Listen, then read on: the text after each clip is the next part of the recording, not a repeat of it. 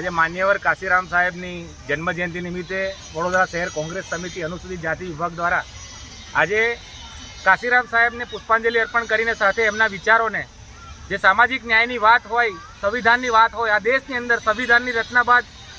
માન્યવર કાશીરામ સાહેબે જે દેશના ખૂણા ખૂણા સુધી સંવિધાન અને બંધારણની વાત કરી હોય, ત્યારે આજે એ જ વાતને લઈને ફરી દેશના વિરોધ પક્ષના નેતા અને રાષ્ટ્રીય કોંગ્રેસના રાહુલ ગાંધી જ્યારે સામાજિક ન્યાયની વાત લઈને નીકળ્યા છે, ત્યારે આજે કોંગ્રેસ પક્ષ દ્વારા આજે માન્યવર કાશીરામજીને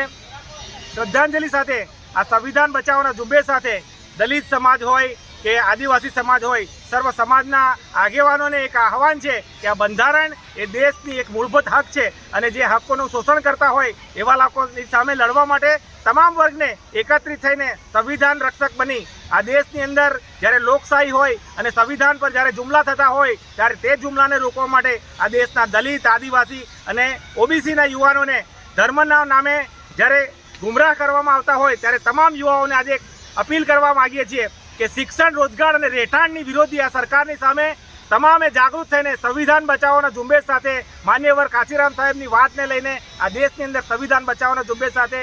દેશ વિરોધી તત્વો કે જે શિક્ષણ, રોજગાર અને રહેઠાણ પર હુમલા કરી રહ્યા છે એ લોકોને સત્તા પરથી દૂર કરવા જોઈએ. એ સાથે આજે માન્યવર કાશીરામ સાહેબને સતત નમન સાથે શ્રદ્ધાંજલિ અર્પણ કરું.